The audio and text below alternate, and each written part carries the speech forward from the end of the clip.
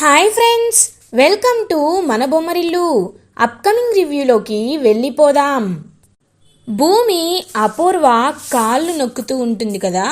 అపూర్వ same భూమి ఎలా అయితే తన్ని ఐసీయూలో ఉన్నప్పుడు ట్రీట్ చేసిందో హాస్పిటల్లో, అలాగే అపూర్వ కూడా భూమిపై రివెంజ్ అనేది తీర్చుకుంటూ ఉంటుంది.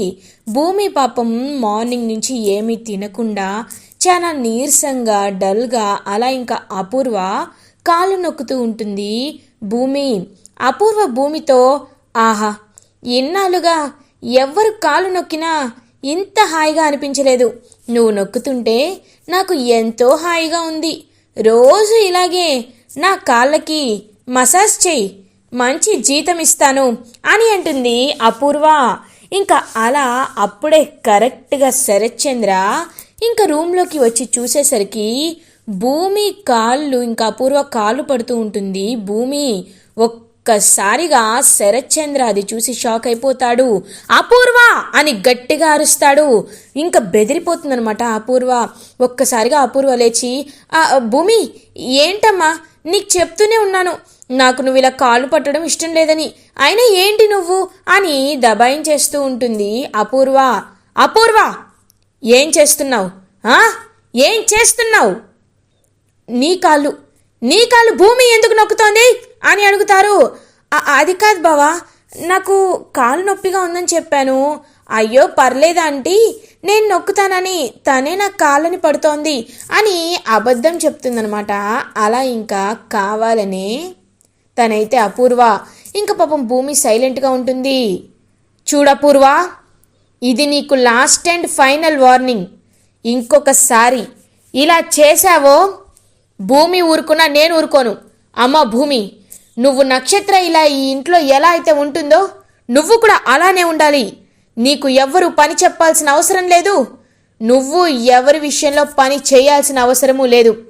కాబట్టి నువ్వు ఇంకొకసారి ఇలా ఎవరికి చేయొద్దమ్మా, సరేనా అని అంటారు శరత్చంద్ర. అలాగే అంకుల్ అని చెప్పి పాపం నీరసంగా అక్కడి నుండి వెళ్ళిపోతూ ఉంటుంది. పాపం భూమి అని పిలుస్తారు. ఇంకా వెంటనే భూమి వెనక్కి తిరిగి శరత్చంద్ర వైపు చూస్తూ ఉంటుంది. ఏమో భూమి, అందరికీ కడుపు నిండా వడ్డించావు, నువ్వు భోజనం చేశావా అని అడుగుతారు శరత్చంద్ర. పాపం కళ్ళల్లో ఉన్న ఆ బాధని అలా ఇంకా సైలెంట్గా ఏమీ అనకుండా దాచిపెట్టేసుకుంటుందన్నమాట భూమి. చెప్పమ్మా, భోజనం చేశావా అని అడుగుతారు శరత్చంద్ర. ఇంకా మనసులో అపూర్వ అనుకుంటుంది, ఎంతైనా కన్న తండ్రి కదా, అందుకే ఇది తినలేదన్న విషయం ఆయనకు అర్థమైపోయినట్టుంది బావకి అని మనసులో అనుకుంటుంది అపూర్వ. తిన్నాను అంకుల్, నేను భోజనం చేశాను, మీరు రెస్ట్ తీసుకోండి అంకుల్, నేను వెళ్తున్నాను అని పాపం తన మనసులో ఆకలి దాచిపెట్టేసి అలా ఇంక అక్కడి నుండి వెళ్ళిపోతుంది భూమి. ఇది ఇలా ఉండగా భోజనం చేయకుండా అమర్ కూడా చాలా చాలా బాధపడుతూ ఉంటాడు. అమర్ దగ్గరికి శారద వస్తుంది. రే గగన్ అని పిలుస్తుంది. అయినా ఇంకా రెస్పాండ్ అవ్వకుండా అలా సైలెంట్గా ఉంటాడనమాట గగన్ అని అంటారు. అమ్మా, నువ్వెప్పుడొచ్చావు అని అడుగుతాడు పాపం గగన్. రే గగన్, నీ పరధ్యానం చూస్తుంటేనే నాకు అర్థమవుతుందిరా, నువ్వు భూమిని ప్రాణానికి ప్రాణంగా ప్రేమిస్తున్నావు కదా అని అడుగుతారు. ఇంకా వెంటనే కళ్ళ నిండా కన్నీళ్లతో పాపం శారద ఒళ్ళో తల పెట్టుకొని, అవునమ్మా, నేను భూమిని ప్రేమిస్తున్నాను, ప్రాణానికి ప్రాణంగా ప్రేమిస్తున్నాను. కానీ భూమికి ఈ విషయం చెప్తే తను ఏమీ అనటం లేదు, సైలెంట్గా ఉంది. తన సమాధానం ఏంటో నాకు అర్థం కావట్లేదు. ఉక్కిరి బిక్కిరి చేసేస్తోంది తన మౌనం నన్ను. ఎలా అయినా భూమి నన్ను ప్రేమించాలని మనస్ఫూర్తిగా కోరుకున్నాను, కానీ తన మనసులో మాట నాకు చెప్పటం లేదంటే ఏమనుకోవాలి, నేనేమనుకోవాలమ్మా అని అడుగుతాడు గగన్. చూడు గగన్, ఒక ఆడపిల్ల అన్నీ బయటికి ఓపెన్గా చెప్పలేదు. నువ్వు అంటున్నావు కదా ఆ శరత్చంద్ర వచ్చి తన్ని తీసుకువెళ్ళిపోయాడని. ఆ శరత్చంద్రకి ఇతను భయపడిందేమో, నువ్వు అలా అనుకోవచ్చు కదా, ఎందుకని అలా అనుకోవటం లేదు? చూడు గగన్, రేపు నువ్వెక్కడికో వెళ్తానన్నావు అని అన్నారు. అవునమ్మా, ఆ నక్షత్ర నన్ను తన బర్త్డే పార్టీకి పిలిచింది. నేను రాను అన్నా ఖచ్చితంగా రావాలని చెప్పింది అని అంటారు. అయితే ఇంకేంటి, వెళ్ళు నాన్న అని అంటారు శారద. ఏం మాట్లాడుతున్నావు మమ్మీ, నేను వెళ్తే నాకు నచ్చదు అని అంటారు. లేదు, నువ్వు వెళ్ళాలి, వెళ్ళి అక్కడ భూమికి ఇంకొకసారి నీ ప్రేమని తెలియచేయాలి. ఈసారి భూమి ఖచ్చితంగా నీ మాటని గౌరవిస్తుంది, నీ మాటకి సమాధానం చెప్తుంది. భూమి గురించి నాకు తెలుసు నాన్న.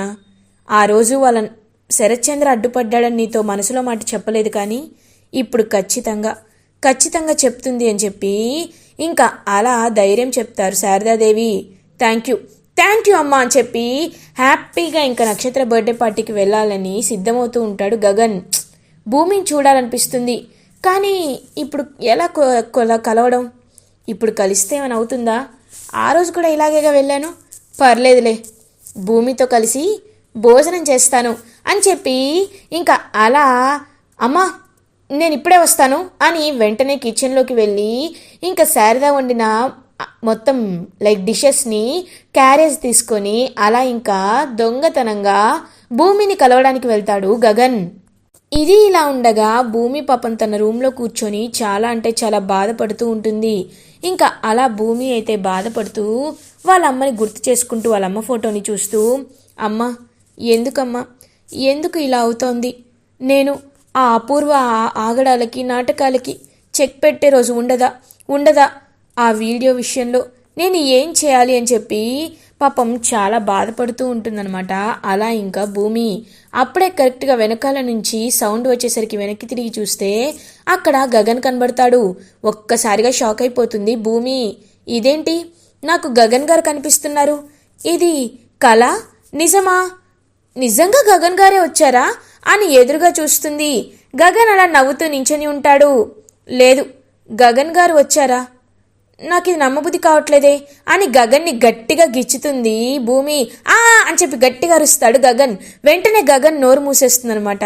పాపం భూమి, ఏంటి గగన్ గారు, మీరు నిజంగా వచ్చారా అని అడుగుతుంది. అబ్బా, నన్ను అడిగితే నేను చెప్తాను కదా భూమి, ఇంత గట్టిగా గిల్లాలా అని అంటాడు గగన్. అంటే మీరు నా ఊహేమో అనుకొని ఇలా చేశాను. అవును, మీరేంటి ఇలా వచ్చారు అని అడుగుతుంది. ఏం చెప్పమంటావు భూమి, నాకు సరిగ్గా అన్నం తినబుద్ధి కావట్లేదు, నిద్ర పట్టట్లేదు అని అంటాడు. ఏంటి, నిద్ర పట్టడం లేదా? ఏమైంది గగన్ గారు అని అడుగుతుంది.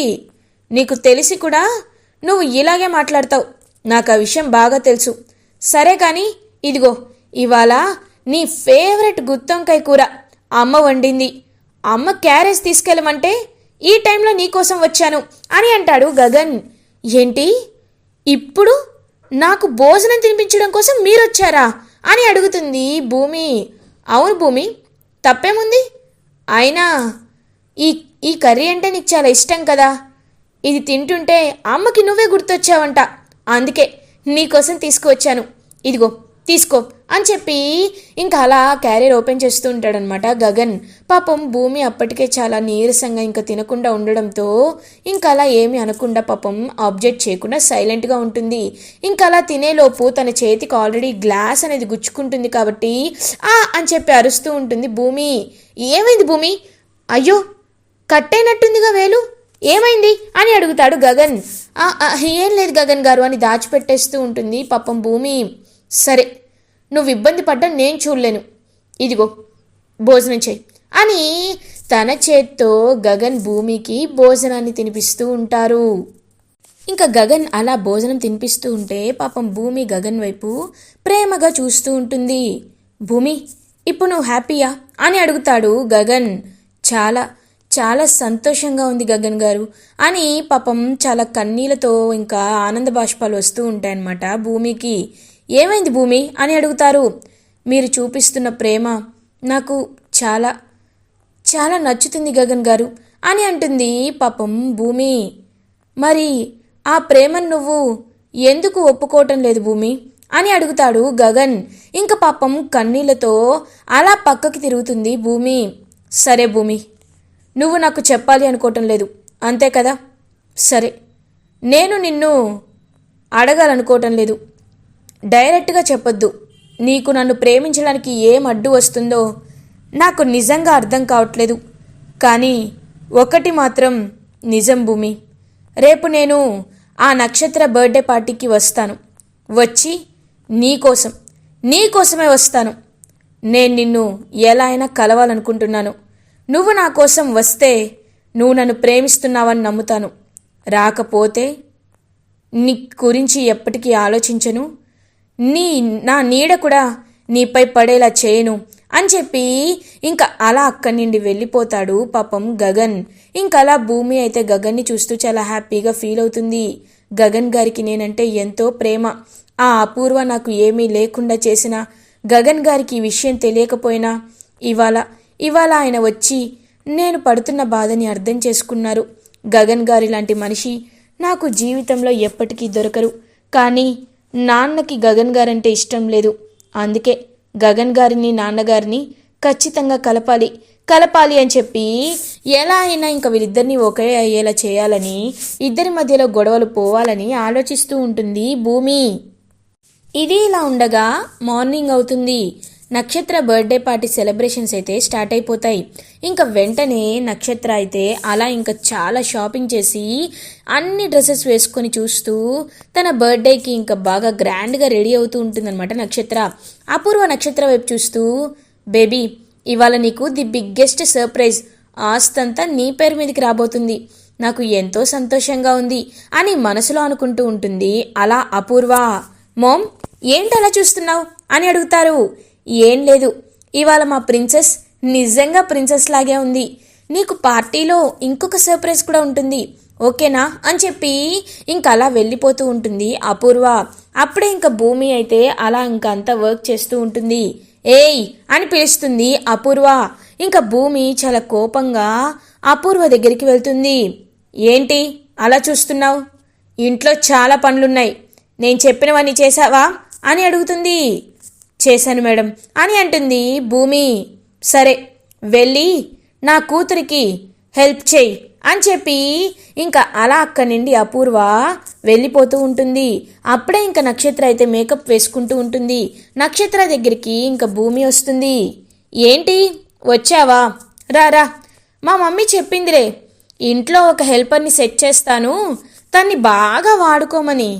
ఇప్పుడు ఆ హెల్పర్ నువ్వే అని నాకు బాగా అర్థమైపోయింది.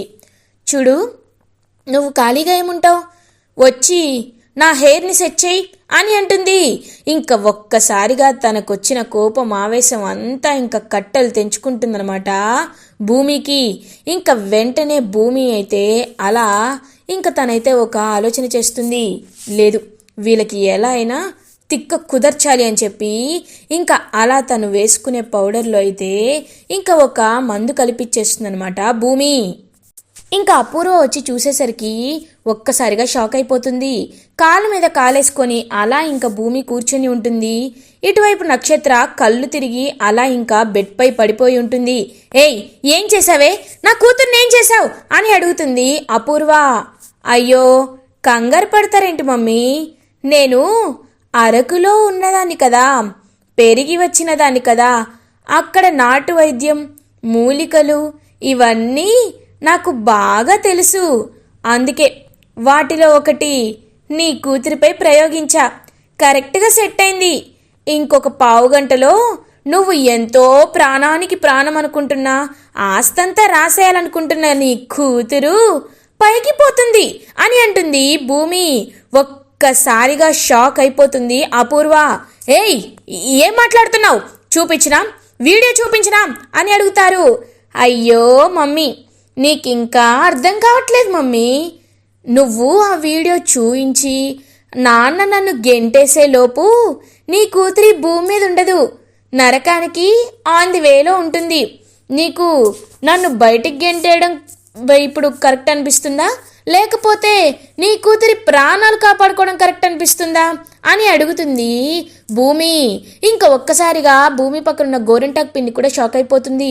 అమ్మాయి ఏంటి ఈ భూమి ఇంతకు తెగించింది, ఒక్క నిమిషం ఆగు అని చెప్పి ఇంకా వెళ్ళి తనకి గాలి ఆడుతుందో లేదో చూస్తుందనమాట.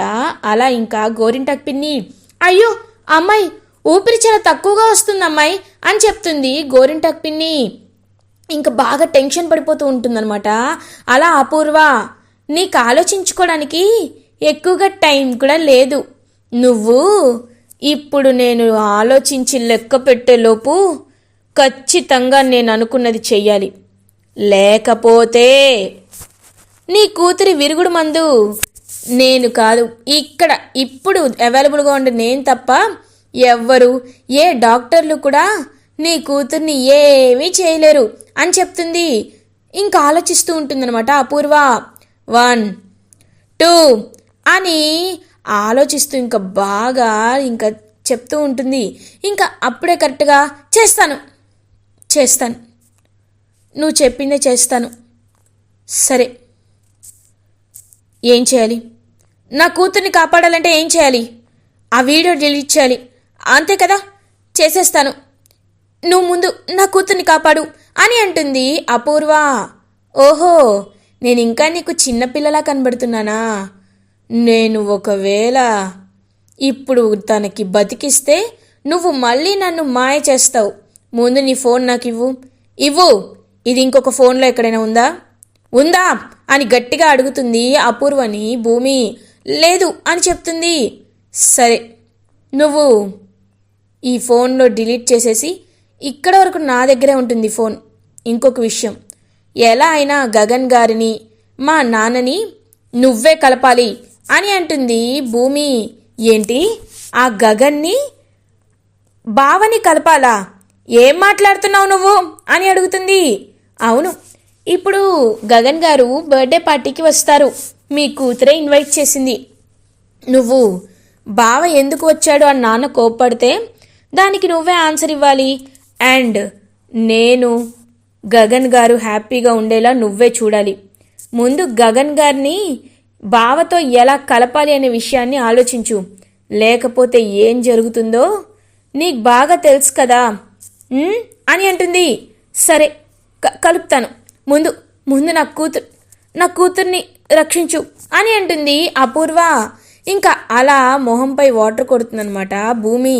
వాటర్ కొట్టి ఇంకా తనకి ఒక మందు ఇచ్చేసరికి వెంటనే కళ్ళు తెరుస్తుంది. అలా ఇంకా ఆ నక్షత్ర, మమ్మీ నాకేం జరిగింది అని అడుగుతుంది. నువ్వు నరకానికి ఆన్ ద వేలో నుంచి బయటకు వచ్చావమ్మాయి అని అంటుంది గోరింటాకు పిన్ని. ఇంకా అలా నవ్వుతూ అక్కడి నుండి ఫోన్ తీసుకొని వెళ్ళిపోతుందనమాట భూమి.